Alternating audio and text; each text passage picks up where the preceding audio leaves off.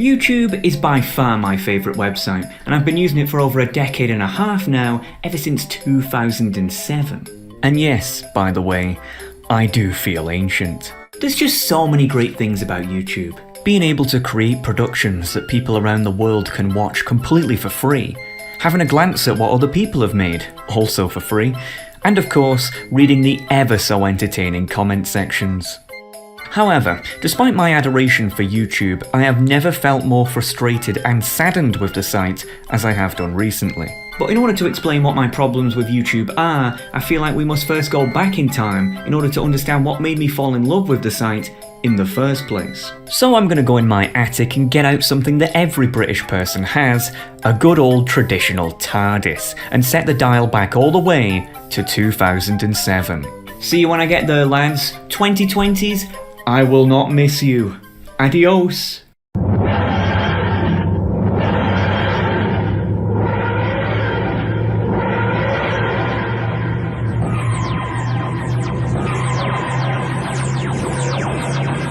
Money, fuss,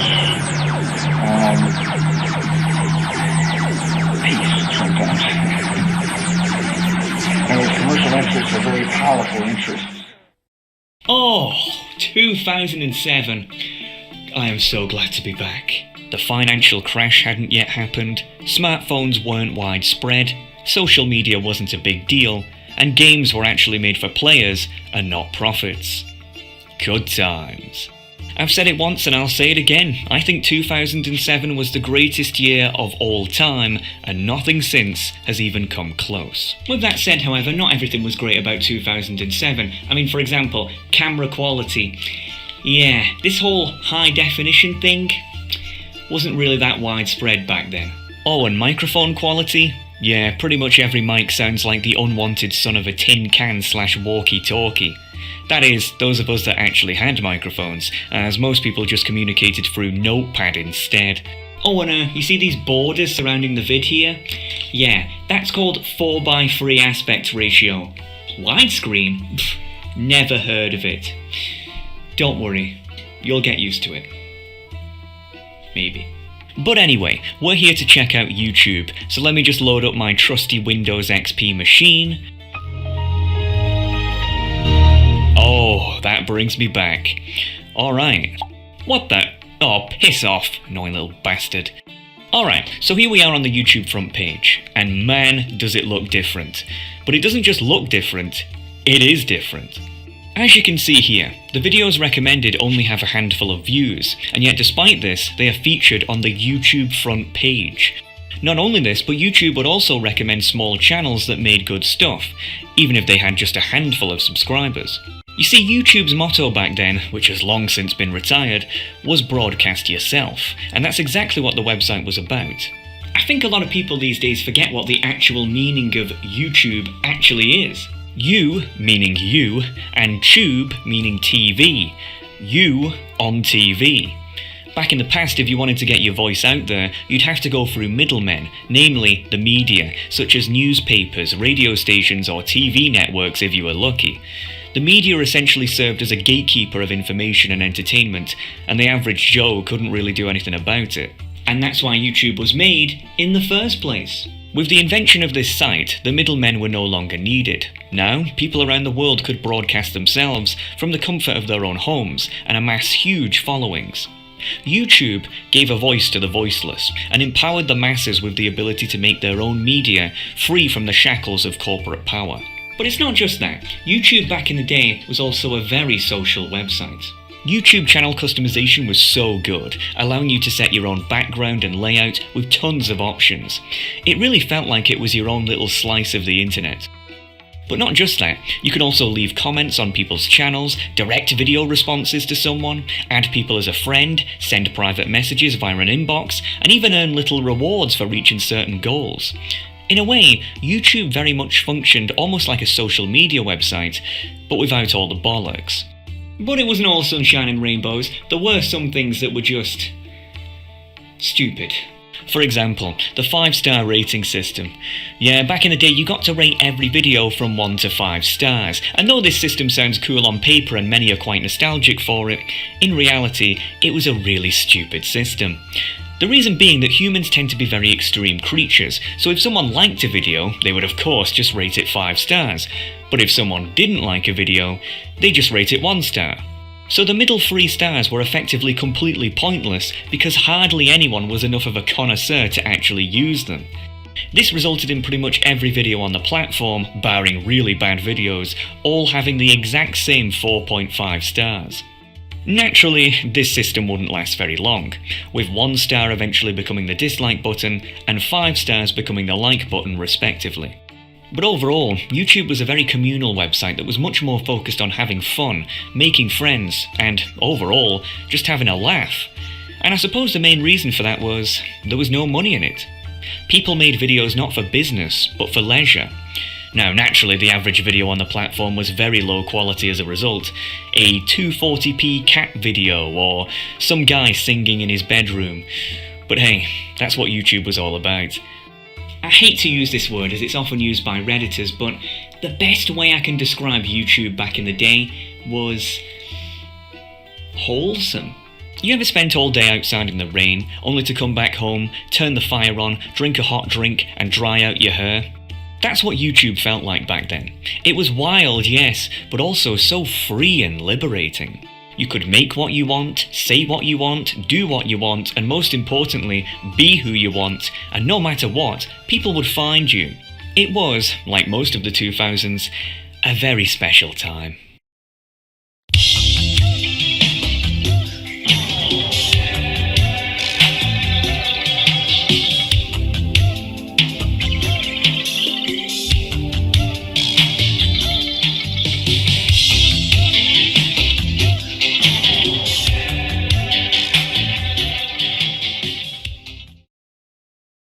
But of course, as we all know, that wouldn't last for long.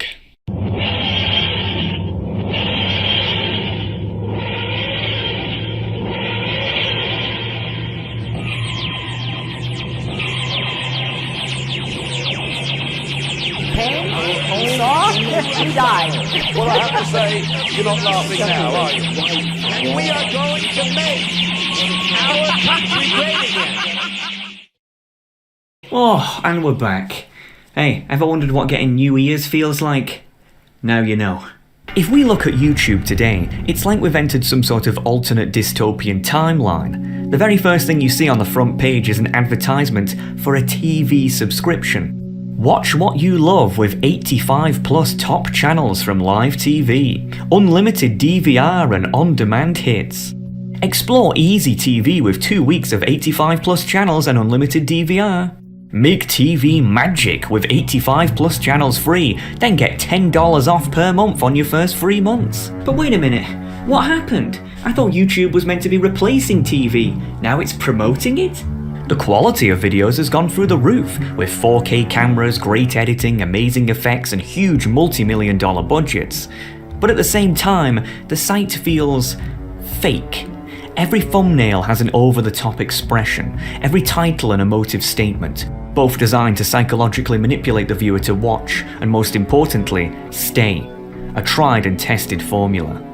Almost all of the recommendations on the front page are from either large channels with millions of views or corporations. Long gone are the times whereby the little guy could easily be found, now instead being buried in a sea of artificially manufactured algorithmic manipulations. And not only that, but all of the social features we spoke about earlier have been completely removed. Channel customization is now naught more than a fantasy, with every channel page now strictly adhering to the same boring, sterilized layout. There are no more channel comments, friends list, private inbox, or anything of the sort. The warmness, the feeling of being part of a community, that aspect of the site, long gone.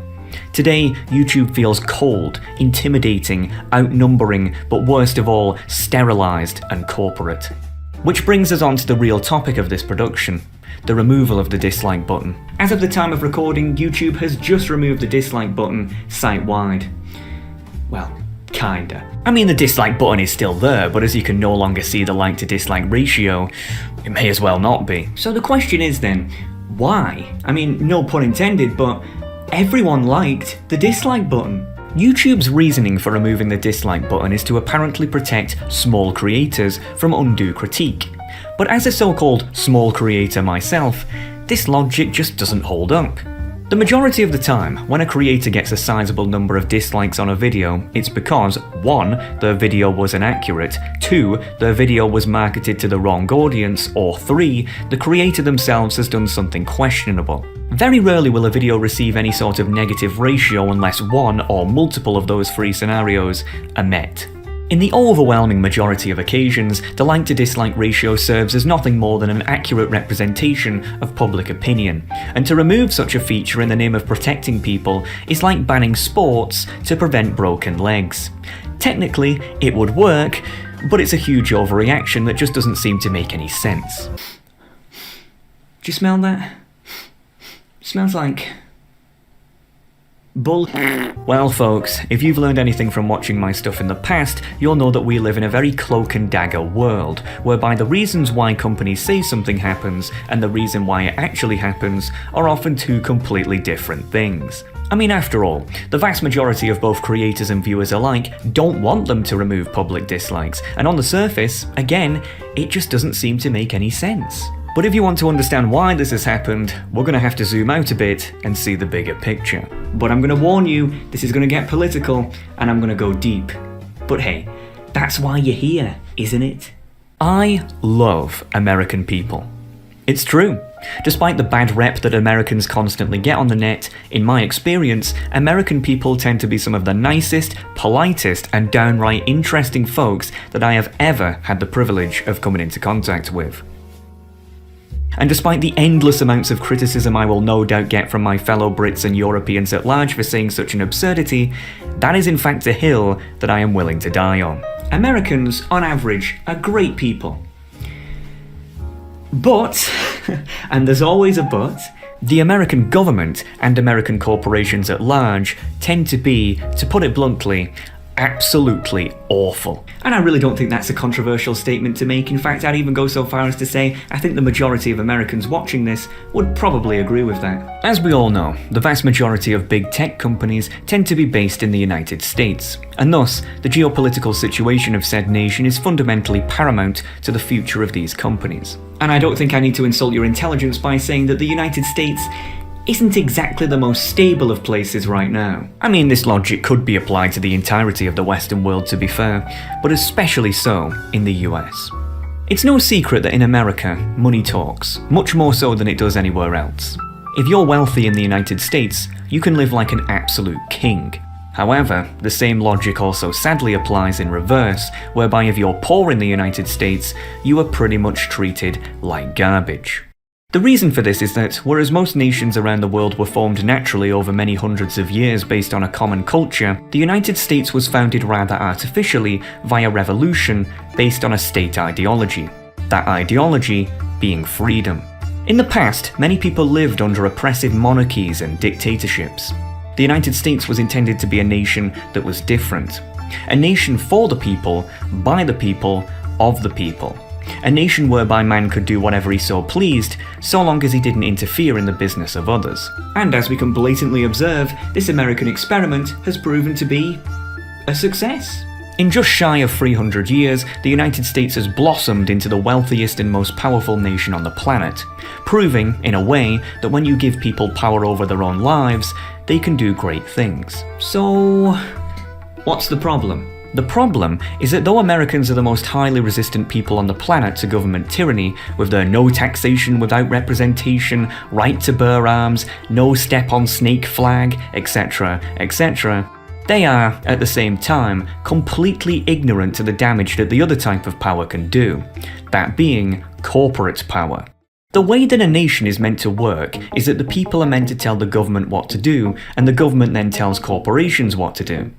However, in the United States, this hierarchy is completely reversed, mostly as there isn't a strong enough distinction between individuals and corporations. Corporations are people, my friend. For example, in a normal, well-functioning nation, if a businessman tried to pay a politician to do something for them, that businessman would end up in prison just for trying, as that is called bribery. After all, it would be unethical for a politician who is meant to represent the people to take underhanded deals of any kind, as that would be a total perversion of democracy. But in America, not only is it common for politicians to accept bribes from private individuals, but they even have another word for it: lobbying. And unlike in other nations, this practice isn't prohibited, but actually well established in the name of freedom. Essentially, what this means is that due to America's excessive fear of government, they now have no government, only corporate power. The West, so afraid of strong government, now has no government, only financial power. The US is a two-party state comprising of the Democrats, the supposed left-wing party, and the Republicans, the supposed right-wing adversaries. And on the surface, both of these parties look to be polar opposites from one another. The Democrats claim to represent the poor, the left behind, and the needy, whereas the Republicans claim to be the party of freedom, low taxes, and small government. However, the way these parties sell themselves to the public isn't actually how they are in reality.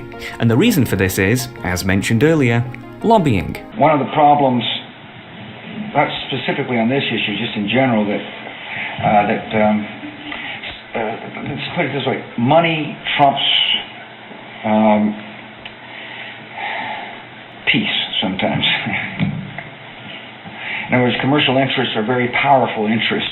Almost all American politicians of any significance have accepted massive private corporate donations, as in order to be able to even compete in such a system, you need all the money you can get. But of course, the wealthy don't just give away donations for no reason. No, they do it for favours. And so what ends up happening in America is that politicians will promise one thing to the people, but upon getting elected, just do whatever the donors who got them into power want them to. For example, the American Democrats never stop yapping on about how America needs a proper public healthcare system and publicly funded college, and whenever election time rolls around, you bet they talk about it often.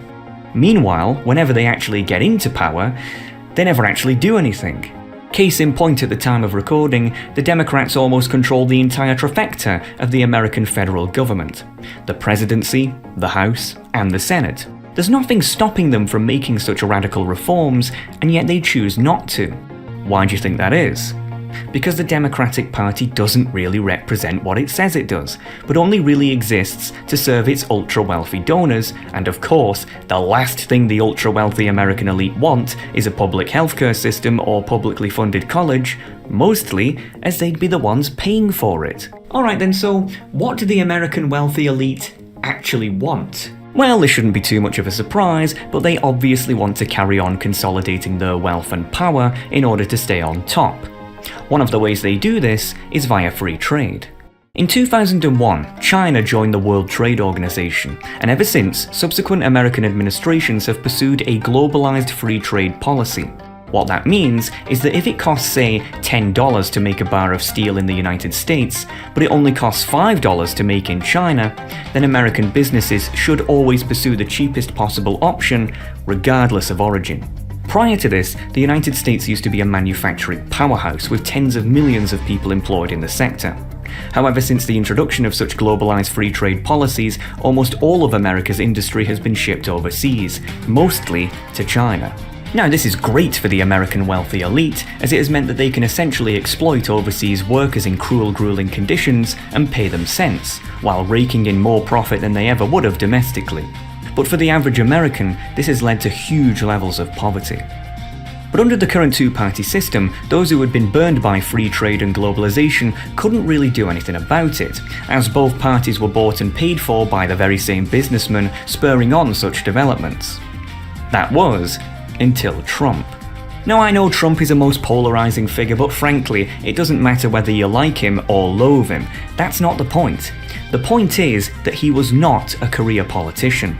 Trump, despite being a billionaire himself, was highly patriotic and hugely disliked the slow death of American industry and the dire social consequences that went with it. Rather than being a free trader, Trump was a protectionist, meaning that he would have rather American businesses supported American industry, even if that meant that less profit overall could be made. And as we all know, Trump ran for president in 2016 and wasn't really taken that seriously. He was mocked by the media and America's elites at large, as they assumed that he would, of course, lose. Here we are. And which Republican candidate has the best chance of winning the general election? Of the declared ones, right now, Donald Trump.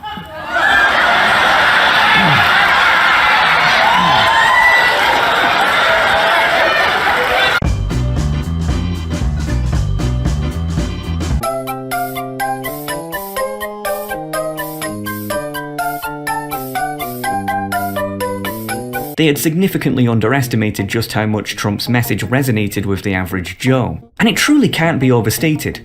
This sudden realization that the American people were turning their backs on their corporate status quo scared the living daylights out of America's wealthy upper classes. They realized that they had to take action quickly before such a loss of control potentially became permanent. They analysed how exactly it was that he won. After all, almost all of the American media establishment was against him. The news, Hollywood, the music industry, and even the almighty Jeb Bush. They had used every weapon in their arsenal and yet still lost. But how? The answer, of course, was the internet. Facebook, Twitter, and our very own YouTube were primarily blamed for his victory. On these sites, people were free to listen to alternative media that was unaffiliated from the mainstream, and as such, were able to come to different conclusions. No, you can't just use the internet to get your news. You have to watch the television. No, I'm alright. YouTube's profit model relies heavily on advertisers. Advertisers pay YouTube to run their ads on videos, and creators then get a slice of such advertisement revenue. Under this system, everyone wins. YouTube and their creators make money, advertisers get their ads seen, and viewers get to watch videos for free as such. However, post-2016, in order to put pressure on YouTube, large corporations started to pull out of the website, significantly damaging YouTube's revenue. This was what was known as the adpocalypse. Almost overnight, creator profits went down significantly, and YouTube was under great duress. YouTube responded to the pullout by promising to hear advertiser concerns and make significant changes as a result. And this is where things started to go south. Before, anyone could make money on the site, but now you needed to reach a minimum of 1,000 subscribers, have 3,000 hours of watch time, and only then could you even apply for the privilege. Needless to say, this was an unpopular change, but still cheered on by many in the mainstream. But that's not all. Now YouTube would also be much more strict on what videos they would allow monetization on. Political videos were pretty much a no-go, and God forbid if you swore, as that's an instant demonetization. Poo-poo. Hey! Whoops. This led to the site feeling a lot more sanitized, and some of YouTube's best productions quickly being sidelined in favor of more family-friendly goods. But by far the biggest disaster was their promotion of authoritative sources. Corporations started to brand individuals they disagreed with as borderline, misinformation, or fake news, while at the same time branding themselves as authoritative sources. Not many people know this, but YouTube actually has a blog that is creatively named the YouTube blog. Here, they talk about some of the changes they've made since 2016, in particular to the search algorithm. Let's read. How does YouTube elevate quality information for viewers? For content where accuracy is key, including news, politics, medical and scientific information, we use machine learning systems that prioritize information from authoritative sources in search results and recommendations. Over the past couple of years, we've been working to raise authoritative voices on YouTube and reduce the spread of borderline content and harmful misinformation. And we've seen great progress. Authoritative news is thriving on our site. We've launched over 30 different changes to reduce recommendations of borderline content and harmful misinformation. The result is a 70% average drop in watch time of this content coming from non-subscribed recommendations. Elevating authoritative sources in our systems. In 2017, we started to prioritize authoritative voices, including news sources like CNN, Fox News, Jovan Pan, India Today, and The Guardian, for news and information queries in search results and watch next panels. Let's say you're looking to learn about a newsworthy event. For example, try searching for Brexit. Though there will still be slight variations, on average, 93% of videos in the global top 10 results come from high authority channels. And remember, this isn't my words, this is YouTube's words. They openly admit this is happening. Not that you really needed confirmation, of course, as if you've ever tried to look up anything to do with the news in the last few years, you'll have no doubt noticed this trend. For example, if you were to type in the name of a prominent politician, you'll notice all the search results don't come from actual individual YouTubers anymore, but news corporations like CNN, MSNBC, Fox News, or if you're British, Sky News, The Guardian, etc. Try it out yourself if you don't believe me and see how long it takes scrolling until you find an actual YouTuber. CNN posted an article a few days ago that said, and I quote, "There's nothing more frightening in America today than an angry white man." And remember, YouTube considers that website to be an authoritative source. That's not an authoritative source, that's racism. But you see, there was just one problem. Smart people saw through this like glass. News channels such as CNN, MSNBC, and even the White House's own channel were flooded with dislikes and negative comments, breaking the illusion of respect that these establishments supposedly had. The latter, even, ended up disabling comments entirely. That's right, the government of a nation that supposedly prides itself on freedom of speech chose to prevent its own citizens from commenting on its own president's videos. Yeah. And that is what people think the real reason is that dislikes were removed, to protect big corporations from well-deserved public criticism. Now, of course, I don't believe such nonsense. Oh no, absolutely not. No, but seriously, I believe that the removal of the dislike button is a much, much bigger deal than people think it is. YouTube is the second most popular website in the world behind Google, which, let's face it, is owned by the same company anyway. YouTube is used by billions of people around the world. Billions with a B. The fact that the public at large can no longer show their dissent is genuinely unbelievable. An act of censorship the likes of which has never been seen in human history. Make no mistake, you might not realise it now, but this is truly a historic moment, and it will not be remembered well. YouTube is currently going through a corporate takeover. Long gone are the days of broadcasting yourself, for this is no longer YouTube, but TheTube, an extension of the corporate television media that it was meant to replace. Independent political commentators have already been replaced with so-called authoritative sources. Small upstart musicians are having their screen time stolen by large music labels instead, and individual comics are also slowly being replaced with corporate so-called comedians. And I'm guessing tough for Eric to hear. Dad! I'm sorry I didn't riot! Love me too! I'm special. Hot tip for the rioters, by the way. YouTube had a choice between siding with corporations or the people who made this site what it is, creators, and they chose the former. And when it comes to my neck of the woods, gaming, well, I see the scores on the doors. AAA gaming is at its lowest point since the crash of the 1980s. Trust in studios is at an all-time low as microtransactions, unfinished games, and generally rude developers become status quo. I wonder, how long is it until small gaming YouTubers get replaced in the search algorithm by so-called authoritative sources, like GameSpot or IGN? If YouTube's current trajectory is anything to go by, this is inevitable. But it's not just that I worry about. If I could set the dial on my TARDIS to the year 2031, a decade in the future at the time of recording, I guarantee, by that point, YouTube will no longer have a comment section. And some of you will think I'm insane for saying that, as if people wouldn't put up with it, but be real with me, if I would have said 5 years ago that they would remove dislikes, you would have laughed at me then as well. The fact is that right now, YouTube is a monopoly, and because the American government is a useless construct, they refuse to do anything about it, which puts us all at the merciful whim of a handful of Silicon Valley businessmen. Regardless, the modus operandi of this new corporate YouTube seems clear: to take power away from individual creators and viewers and shift it onto their corporate overlords. But the only way to do that is to prevent any form of rebellion. Dislikes, competition, and of course, comments. 2 of those 3 things are already gone, and it's only a matter of time before they complete the trifecta. However, I don't want to leave you feeling saddened. Truth is, I'm actually feeling quite optimistic about the future.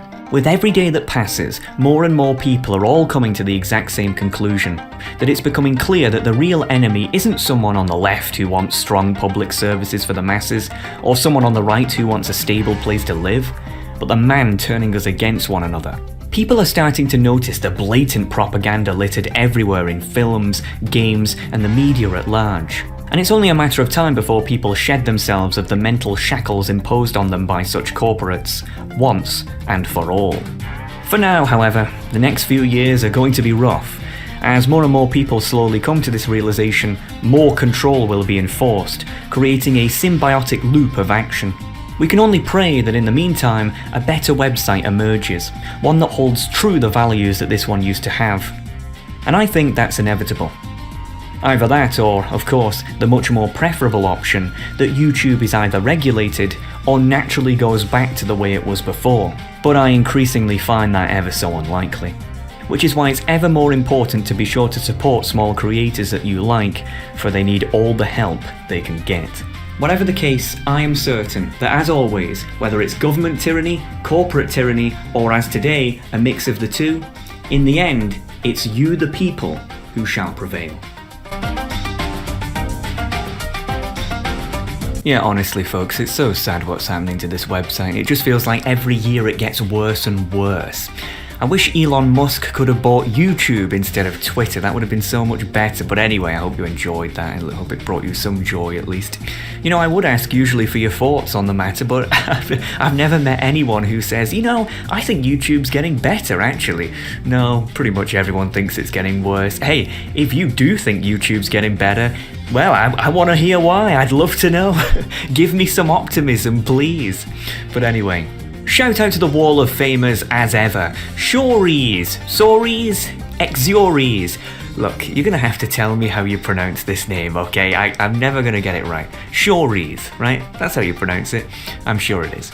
Ardent Word, absolutely fantastic gentleman. My 2 pence, another fantastic gentleman. Scrollphilus Rex, Andrew Hamrick, Wes FR, Philippe M, Bob Page. Bob, I have to say, your name seems familiar to me. Have I seen you around somewhere? I'm pretty sure I have. Denton Cassels, good sir, good to see you. And BW Gaming, of course. Oh, when will this website get better? I hope it does. I really, really do. But until then, I'll see you next time.